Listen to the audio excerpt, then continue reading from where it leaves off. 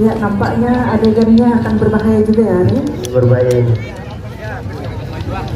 Ya, kami silahkan kepada keluarga Sasak Lombok untuk mempersembahkan tari presean. Dahulu kala pada mulanya, tari presean adalah tari-tarian yang disuguhkan untuk menyambut kedatangan tamu-tamu kehormatan para raja. Diperagakan oleh dua orang pria dengan memainkan alat berupa tongkat dari rotan atau disebut penjalin dan perisau dari kulit keras yang disebut embe, lalu diiringi tetabuhan genting dan gong khas Lombok. Di samping itu, tidak jarang juga para raja melakukan tarian presean sebagai pelampiasan emosional setelah memenangkan peperangan melawan musuh-musuhnya. Namun, seiring dengan perkembangan zaman, tari presean sering diatraksikan sebagai ajang adu ketangkasan dua orang pepadu dalam memainkan penjalin dan embe. Akan tetapi, hanya sebatas permainan tari semata, bukan sebagai ajang adu kekuatan, apalagi bermaksud untuk menyombongkan diri. Sekali lagi, tari presean murni seni tari tradisi masyarakat Sasak Lombok.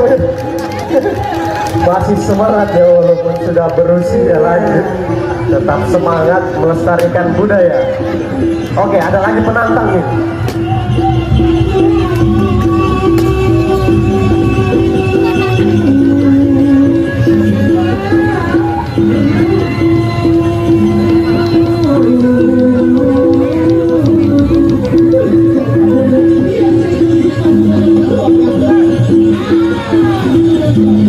Ronde kedua.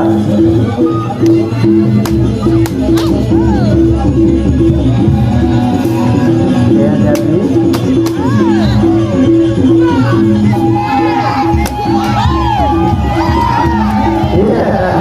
melakukan laundry. Terima kasih kepada keluarga Sasak Lombok. Terima kasih sekali lagi. Kita akan memasuki atraksi berikutnya. Atraksi berikutnya. Dalam pertarungan ini terdapat dua orang petarung yang disebut dengan pepadu dan tiga orang wasit yang mengatur jalannya pertandingan. Pepadu akan diberi senjata berupa rotan yang disebut penyalin sebagai alat pemukul dan sebuah tameng perisai berbentuk persegi yang bernama ende. Para pepadu hanya mengenakan celana yang berbalut dengan kain penutup khas Lombok dan mengenakan ikat kepala. Keduanya pun tidak mengenakan baju atau atasan dan hanya akan bertelanjang dada. Sebelum pertandingan, pepadu mengenakan kain khas Lombok yang diikatkan di kepala dan di pinggang. Salah satu wasit yang mengawasi jalannya pertandingan disebut Pak Kembar. Pak Kembar tengah adalah wasit yang berada di tengah dan Pak Kembar segi adalah wasit yang berada di pinggir. Pertarungan yang dilakukan dalam 5 ronde dengan 3 menit setiap ronde ini menawarkan aksi yang mendebarkan. Besatan rotan dan cara berkelahi yang tersaji mampu membuat jantung semua orang berdegup kencang.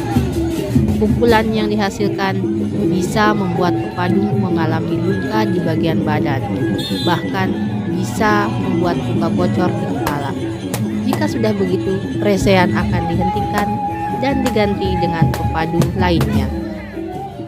Selain sebagai bagian dari pertunjukan, sejarah presean suku Sasak tak lepas dari maksud dilaksanakannya tradisi ini pada zaman dahulu.